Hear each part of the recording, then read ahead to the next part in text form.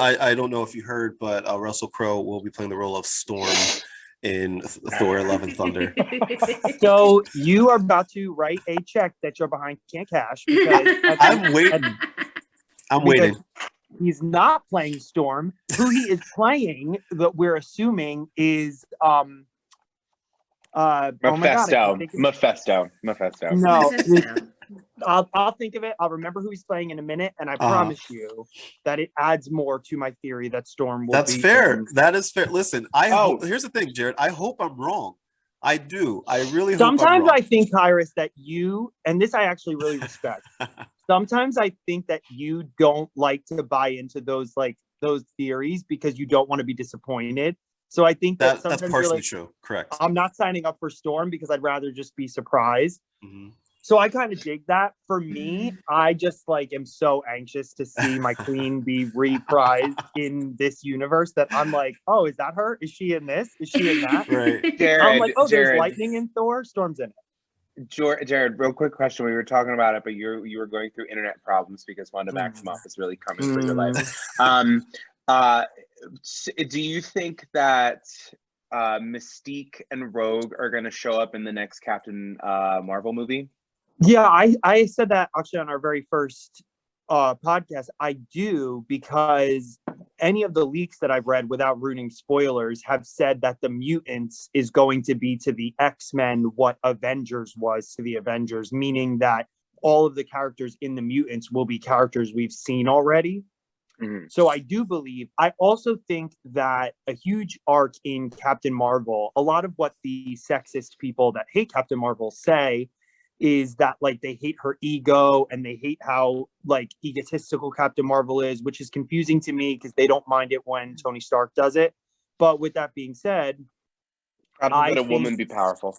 I think that they've built Carol up this large to bring her down. And I think that the only person really that it would be, Storm is my favorite Marvel character, but Rogue, to not touch upon the rivalry between Carol Danvers and Rogue would be such a miss for the MCU. It just would be such a miss because it rivals Venom and Spider-Man in the Marvel comics. It is a massive rivalry that is still going on to this day in the comics. Right. I feel, and here's the skeptic in me. So I feel like they're building up more for Secret Invasion than anything else. Yeah. Over the mutants. That's the other, to kind of jump off of what you were just saying and what John's saying, what John asked you, and what you were saying before about my thought process. It is partially just being of course I don't want to be disappointed, right? Obviously. Yeah. But the other part of me is that I think it's so clear that they're building up towards Secret Invasion, which technically we haven't even remotely even started yet. Yeah, and I feel like they're surface. Right. So I feel like they're not going to really start introducing anything major mutant wise until Secret Invasion is in full effect, because I feel like that's clearly what they're building up to right now. I wouldn't be surprised if, just like with WandaVision, where we got that scene at the end with them taking Monica up into space, the Skrulls. I wouldn't be surprised if honestly we got something similar. That'll be the connecting thing amongst a lot of the TV shows. My other major thought process is this in regards to the Disney Plus shows. I don't think that in any of the Disney Plus shows, I don't think that we're going to get anything of significance in the TV shows. I think we'll get an introduction to characters and some characters being fleshed out and some returning minor characters and stuff like that. I wouldn't be surprised if we got a Maria Hill in a future episode of definitely. And what's that woman in Thor that that they just forgot about? I can't remember her name, but she was not Jane Foster. No, she was up there on Asgard with. She was a main character. Oh, Sif. Yes, Lady Sif Sif. is already confirmed to be in Sif is in, I think, the next door, and I think Right. she might be. I think there's another thing that they've. I think Yeah. Sif is in Hawkeye, which is weird. Right, I think, right. but I think it's something like that where they've confirmed Sif is Right. in. Yeah. Sif's a I massive wouldn't character be to go. surprised if on the Disney Plus shows that we learned that they're, I don't want to say insignificant because they're definitely not, right? But they're more in their own world than we realize. Like and this is gonna sound crazy. I don't like everything that happened in Westview. I don't think the word Westview will come up in significance in any of the movies. So I want to, if you don't mind, I want to piggyback Mhm. off of that because I actually disagree. Yeah. Because I think they're doing it for two reasons. Here's the artist in me thinks they're doing it to flesh out the universe in the exact same way the comics did, where there's so many different moving parts that go into the movies that I feel like they're trying to do that. I also think that Disney is always at the forefront of innovation. Mhm. And I think that, I know this sounds crazy, and I know, Kyrus, you'll hate this, but I think that Disney and Marvel, in my opinion, will be the first company to completely move from movie theaters. And Okay. I think that what they're trying to do is essentially be like, you have to see these to understand these. I think they're no longer catering to, I think they're catering to the entirety of the universe versus just people that like action movies. Do you know what I mean? Right. I think I would agree with you. I see your point. I would agree with you if they didn't push back Black Widow so much. If they were trying to push that platform as much as we're suggesting here, they would have released Black Widow at the latest fall of last year, I feel like. Yeah, that's fair. I also Mhm. just feel like it would be a waste. It would be such a Yeah, waste sure. to have No, I these hear you. I TV agree. shows not intertwine the films. I And agree. It's like, why are you doing them then? Who cares? You know? Right. I agree. And that was the disappointing side of like the of Agents of Shield, which was a show that I loved. Right, Agents of Shield, and like it was, the whole thing was built up as like the motto of the show was it's all connected, right? But come to find out, it definitely wasn't. Because I think it's impossible to do it episodically. I think you can't do it in a show that could have multiple seasons. That has like there's 22 episodes. There's all these rumors of like WandaVision having a second season, and I would be what do you do? Where does it go? You've gone through all the seasons, all of the time. It would feel like such a money grab. I agree. I would be so disappointed. It'd be a money grab because we would all watch it. Exactly. But it's like for me, like I read this whole thing when I was like trying to figure out who the villain of WandaVision was, and essentially like Kevin Feige was like, Grief is the villain of WandaVision, and I was like, when you think about it, that makes sense. But I think that like, because in my opinion, if they're not going to push the platform, then it's like, why not just make WandaVision a film? You know what I mean? Mm-hmm. Why not just make it her first? So we'll see. I think that you and I are honestly probably both right. I think there's probably like both, but I think that there's probably going to be, I think we'll get something, but maybe not as much as I want, and maybe not as little as you think they'll get. That's you know what I mean? It'll be something in the middle, or completely surprising. Surprised. Like, and we're gonna get into this because we're gonna talk about this. Let's watch this segue. Where we were talking about something that I did not expect. We got a cool cameo, which we'll talk about at the end of this episode. Which the thought of this never crossed my mind until this cameo popped up. So we're gonna talk about that. So let's talk a little bit about episode 3 of The Falcon and the Winter Soldier. With each episode of The Falcon and Winter Soldier, Sam Wilson and Bucky Barnes continue to unravel the long-winded thread of the MCU's history with super soldier serum, while simultaneously expanding upon the new world of the present. Though last week's installment ended with a tease of Baron Zemo's imminent return, this week also saw Sharon Carter reemerge from the shadows, as well as a familiar face from Wakanda. The third episode, titled Power Broker, continued to delay the series reveal of that titular character, the mysterious person chasing after Carly. But it did answer a lot of questions about his past and his conflict with the freedom-fighting Flag Smashers. Halfway through Falcon's run, it's beginning to look like the Power Broker is now the show's true villain. Between Carter's return, Zemo hitting the dance floor as a free man, which was hilarious, and a cameo from Io from Black Panther. The third episode delivered a handful of surprising moments with a lot to unpack. So let's dive right into this week's episode. Jackie, what did you think overall about this week's episode of Falcon and the Winter Soldier? It was good. I really like to see Purple Mask Zemo, which is I like Zemo in the Falcon and Winter Soldier comic. I think he's just a fun villain that they have to work with. So it was fun to see that. I live for the dance scene. That was amazing. I was all about it. All about it. As far as the ending, like I kind of had a feeling that there was it was about time for them to intervene. There's so much vibranium. I know I said in the chat, I was just like, at least they care about the shield because they did not pick up that old rusty Vision that they left on Wakanda grass. But that's because that other dude did. That other dude got Vision. The one from WandaVision took him. The FBI guy. Yeah.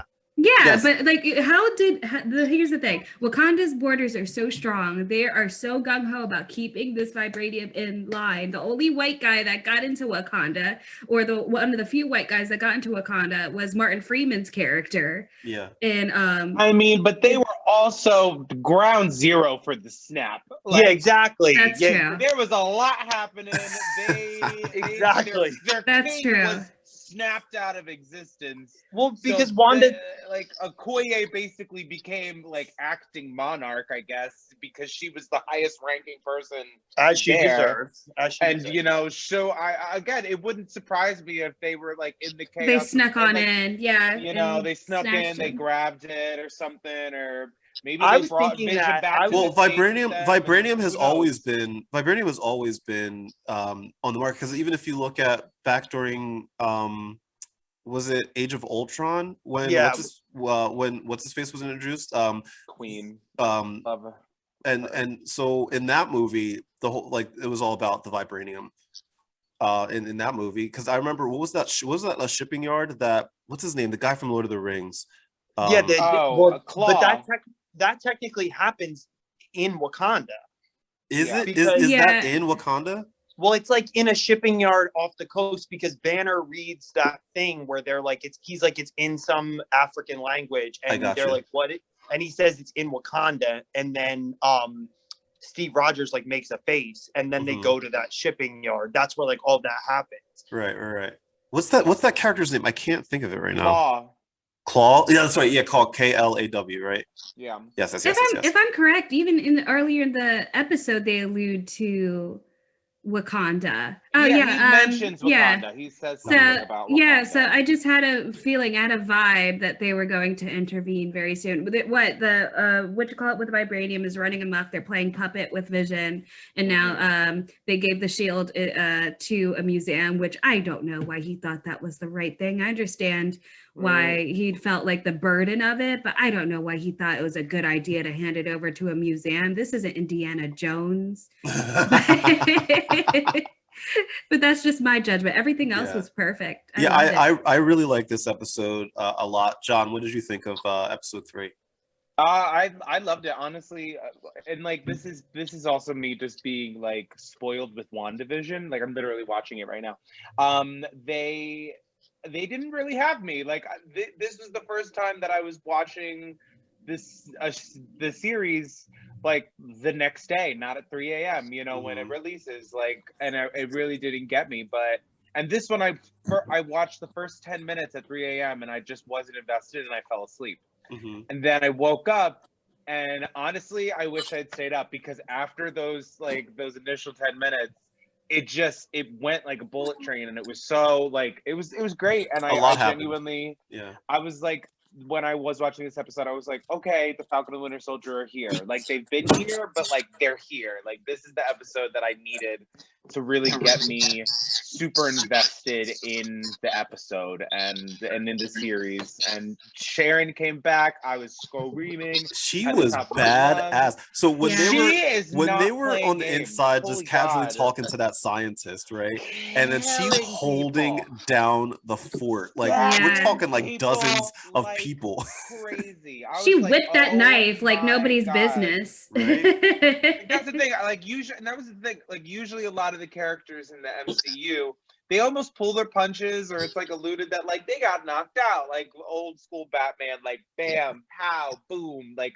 But this one, it's like no, she was dead, like it was that whole scene was a fairly violent. I felt like that was more violent than what we're used to. In This the whole MCU. episode was way more violent than what I'm used to in the and MCU. I loved every second of it. I it was great. Jared, And what then did you think? Oh, sorry, go ahead. Oh, sorry, sorry. go ahead, I John. was gonna say just the end for me when Bucky's walking through the streets and he just sees this little bead, and I'm like, bro. No, I was like, wait, that's that, because I was like, those are the beads that Shuri usually wears and stuff like that. And I was like, no, is Shuri about to show up? And I was screaming. I was like, no. And then he found a second one, and I was like, oh my god.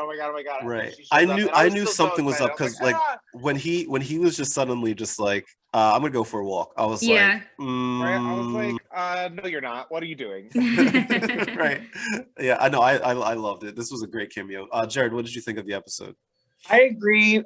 It was probably, I 100% agree with John, where it was definitely, I'm like, you guys know, I'm like, I bleed Marvel Comics, so I'm going to watch anything they do. But I definitely was like, all right, like I told you, like my boyfriend is not watching Captain and Winter Soldier, the Falcon and Winter Soldier, because he's just like not as interested. I'm going to watch it, obviously, like I'm interested in it. But this episode reminded me of the 4th episode of WandaVision, where I was like, I'm in now. I'm signed up. I took a bunch of notes so I could sound smart, but so I said, first of all, not counterfeit Cap going, do you know who I am? We don't know you. Wait, how dare you? Right. He was like, do you know who I am? And the guy was like, yeah, and I don't care. Also, yeah, I also wrote the fact that new Cap said bullshit early was not lost on me. I was like, language. I said, a few other things that really struck out to me. I said, not Zemo from the jump with the words before even saying hello to Bucky. He's like, he didn't waste reading time. out the list. I'm like, damn, Zemo. I was like, you can't. I'm like, damn, like you can't say hello. You already trying to do these like PTSD trigger words for the women. I'm like, Jesus. And then he's like, I just wanted to see what would happen. I'm like, you don't know what will happen. That's you I love Zemo. But I thought it was a kick-ass episode. What's the character's name of the Wakandan? What's her character name? Io. So Io's a big part of the Fall of Wakanda comic series. She's a huge role in that. So it's interesting that they bring her here. I also think it's cool because she was the first member of the Dora Milaje we ever saw, because she was in Civil War. She was in Civil War, yeah. I love Okoye. So I was for a second hoping that it would be Okoye, but it's okay that it wasn't.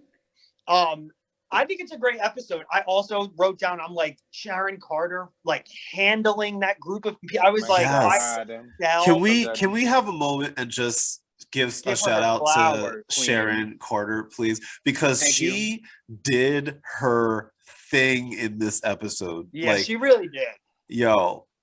Did her thing. And Emily Van Land's really great. She's a great actress, because I just think it's like, there was such a shift from her previous roles to this. Like, she became so much more of like a Marvel character here, because she's double-sided. And like I've said this on this podcast before, where what's brilliant about Marvel to me is that they care so much about the characters. I always use Peter Parker versus Spider-Man. You love Spider-Man because you care about Peter Parker. And I think what's cool with Sharon is they're giving her kind of that like light and dark side. She's not just like a goody two-shoes now. She's like legitimately, you're like, first of all, she handled like 30 men by herself. By herself. All while on the intercom. Also while communicating. Like, all right, y'all, hurry up. I was like, damn, Sharon, did Peggy teach you that? Right. I love it. Can we also, I also want to give some love to Baron Zemo. You want to talk about fleshing out a character. I'm really happy that we got to see another side of him. I mean, to me, and you might call me crazy for this, to me, he might be one of my top 5 villains in MCU. I love Zemo so much. Yeah, I agree too. I also, and that was before this episode. I also love Daniel Bruhl I think Yes. that's his last name. He Yeah. is fantastic. I don't know if any of you have ever seen Alienist, but He is in that. That's right. That's right. yeah, he's been in a few projects where I just think he is just a fabulous actor. He's shown so much range over the past few years, and it's really nice to see him given more dialogue as Emo. Yeah, and he has like a personality. Like like the scene in the dance hall. Like, come on, that was Listen, I loved don't know every if second it's of it. just because like I am a club kid, like I was raised in the clubs, like it's a huge part of my gay identity is dancing and partying. So for me, I don't know if I just missed it, but I wrote this on my notes too, where I was like, that party looked lit. Didn't it? Yeah. I was like, wait, Jared, do you want to Sharon go to Lowtown with me? You want to go to Lowtown with me? Let's go. Yeah, I'm down. I was like, damn, Sharon Carter giving us Gatsby style parties. I was like, go ahead. I'm like, I think there's also more to the story of why she doesn't want to go back to America too. I'm like, I'm waiting for whatever it is. Like, I saw some rumors online that they're like, oh, she's what's his name? The project, the broker? The the power broker. broker. I was like, no.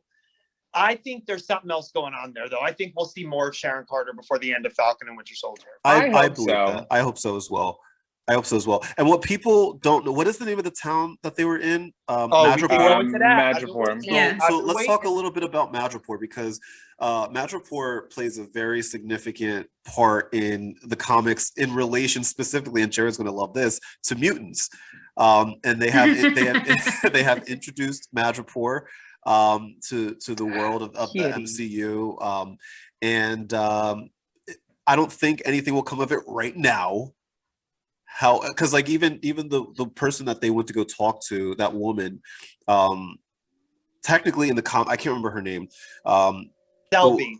Yeah, technically she's a mutant in the comics. What can she do? Can she like connect with computers or something like that? So there's not really. So unfortunately, with Selby, she wasn't around long enough. There's a multiple. She's not the only person that goes by that name in the comics. Right. So what's unfortunate about her dying so quickly is we're not sure if that was an Easter egg or if it was just a name they used. There's a sound engineer on the MCU movies with that last name. So we don't know if that was just like a nod to them. I'm one for an Easter egg. Like I sent you all that picture of that door. But you also sent me a picture of Rihanna. I did. Because there's a rumor that Rihanna may be slated to play a character in the MCU. So if she needs to drop an album first. I don't want her in the MCU until she drops an album. So there's a picture of her close to Australia. Shout out Rihanna and Fenty Beauty, girl. A Marvel encyclopedia. Right. Thank you, my mom. With a Marvel encyclopedia in her hand. But regardless, that picture essentially, or that character, and I'm one for an Easter egg. Unfortunately, I just don't think that was enough. Bigger Easter eggs that I found are them being on Madripoor and also showing that bar. Which is quite. Yeah, that's a really important bar. I forget what the something monkey or something like. Yeah. That bar. Brass monkey, not brass monkey. It's something like that. Yeah. Madripoor is a big part of Wolverine more than any other. It's really an X-Men thing, but it's very much like Patch is on Madripoor. Like it's run by like another version of Wolverine in a different universe. So like it's run by his son Dakin. I think it was smart of them to use it. That picture I sent you guys was in the episode, so there's like literally an X on that door, which I don't think it's anything. I think it was just like a do not enter sign. Come on. No, it's not. It's a very definitive X-Men sign. I don't know if it's gonna come, if anything's gonna come of it. I don't know. But right, Jack, why would they have the X-Men? Are you saying that the X-Men, is that Xavier and the X-Men are an established thing that we just don't know about yet? It's Madripoor. It's a very X-Men island, and that was a very definitive X-Men X. You have to give it to them. It's a definitive X-Men X. It's definitely not a do not come in. They don't make mistakes. It's a circle. It's a circle that's connected with the X in the middle. Do we need to go back to the first Spider-Man? Or Trevor. Trevor was a mistake. Whether they're willing to explain it or not. What I'm saying about that X on the gate, and anybody listening, there is in the background scene where Carly is talking to that man right before they blow up the building. That gate, there's a definitive X on the gate. The reason, like, listen, I don't trust them to not just be doing. I think that they're playing us on many different levels. Y'all are going to be very heartbroken. I think a big play that the MCU is doing is this Young Avengers thing. I think they're going to make us think the Young Avengers are happening. Yeah. I think they're going to make us think it's happening and not give it to us for a very long time. But with that being said, I don't know. The reason that it struck me as interesting is it was on the building of that GRC, that like helping the world after the blip organization. It was like right on the same building as that. So that was where I was like, wait a minute, like, are the mutants hiding in some sort of other organization that we don't know about? I'm not looking too far into it, but I agree with Jackie where I'm like, it's too definitive. Well, okay, but you have to also take into account all the factors into it. Magipur is a big X-Men island. They might as well be on Genosha. Like, they might as well be on Genosha. Like, yeah, Magipur is so X-Men. And also, at one point, Hawkeye and Kate Bishop doesn't seem to be canon right now, but we know that his daughter looks like she's taking up the Hawkeye realm. So we know that it's a big X-Men island. We know that Hawkeye and his apprentice at some point take up some sort of thing in there. It's just too coincidental. That's what I'm saying. You gotta give him some. I feel like you're like, I don't see anything. I don't see that X. I know. I saw the X. I saw the X. I'm not. I want us to be like, yes, it's coming. It's coming. I just don't. And at some point in the future, it might be important. But you know me. I'm not going. I can't. Mr. I'm not ready to say. I'll be that person. I just think it would be like I've said this before, and I'm not just saying this because they're my favorite. The X-Men are the most popular team in Marvel Comics. I agree. 100%. I think that, like I said this earlier, like before the Avengers were an MCU thing, like if you asked a non-knowing comic person what's the biggest Marvel Comics team, they're going to say X-Men. They're not going to say that. Yeah. Right. So it's like, for me, this is where I'm going to be on the side of skepticism. Do I think they know what it is right now? No. Mm-hmm. But do I think that they might be just dropping something that they could use for whatever they would like to use later? Mm-hmm. I will agree. I will agree with that. You know what I mean? I will agree with that. That they're dropping perhaps little hints that could potentially be used in the future. I will die alone on this hill. I will die alone on this hill. I'm not ready to say how deep it runs. And quite frankly, I am going through an X-Men fatigue. I'm sick of them rebooting people. But I just think it's a little too coincidental. They'll probably do something with it eventually. There's just no way. I said, that one leak, the leak that I trust the most, the one that like I really do trust, like they said the mutants are going to be entering before we think they will be there. So I would not be surprised. It would make sense for Professor X to be in Multiverse of Madness. It would make sense for, like, there's these different characters that make sense with these storylines, and comic heads are, I don't think the comic heads are going to tolerate another massive event that the X-Men are a part of that happened in the films that are, like, to do Civil War without the X-Men, like, you know what I mean? Like, it's one of those things where it's like, now that they have the rights, like the next big event that happens, like the X-Men have to be involved in it, because it's like, you just can't do another. That's what I'm saying. Like, if they bring the new event, the Young Avengers in before the X-Men, I'm going to be like, what are y'all doing? I don't know how you're going to do this without them. I wouldn't be surprised if they did, though. That's the thing. Because they had the rights to that before that. Because if they did anything X-Men related before they had the rights with the Fox merger, then they could still get sued by Fox. So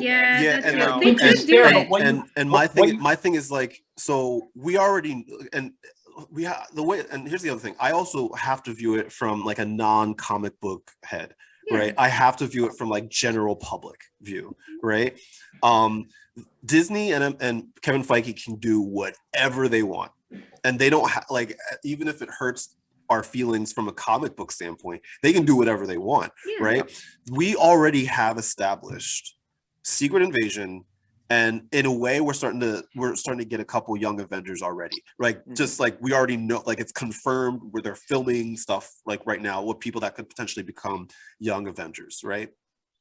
There's been nothing mutant related. That's why I'm all for mutant stuff. Like I can't wait till it comes, but I'm not going to start. I don't think I can start thinking of it until they flesh out Secret Invasion. I think that the next big thing that happens is Secret Invasion. I can't think of anything that happens before that. And But also to they my haven't point, Mhm. Well, I'm sorry, Jackie, what was that? also they haven't built in interpersonal relationships between Avengers matters and X-Men matters. So like, well, like with things at Wanda in terms of like any type of House of M inspired anything, it's like my brain can't see it happening without any type of X-Men activity, but Sure. they haven't built any interpersonal relationships. Yeah. Like you don't care what's going to happen to well, you care about Wolverine, but you're not going to care about what happens to Wolverine in terms of Wanda, because Wanda and Wolverine have not had an interpersonal relationship. That's like the biggest. So that was the biggest. That this is me like shading myself, but that's the biggest argument against the Storm League in Thor. Is they're saying that while it would be amazing to have her in it, they're saying it doesn't make sense for us as an audience to see Storm holding the hammer when we don't know who Storm is. So what the guy that said the leak is, he thinks that it's going to be an Easter egg that only the fans realize is her. He thinks it's going to be something where you're like, oh my God, and then it's going to be it. Regardless of that, to Kyrus's point, where I agree is I do think Secret Invasion is next. I cannot see them doing Secret Invasion with no mutants. Sure. I just can't see that happening. Well, you both could be right. Like it could be the Secret Invasion that leads into the mutants because of the events of Secret Invasion, where you don't know which Avenger is real. Then these people who aren't kind of like on the grid or on the mainstream, like in the know of who's who, because again, everybody in the universes know who these people are. They know who Wanda Maximoff is. They know who Bucky Barnes is. They know, when one or two of them have to actually get together and actually speak about it, who Sam Wilson is. Like they know who these people are.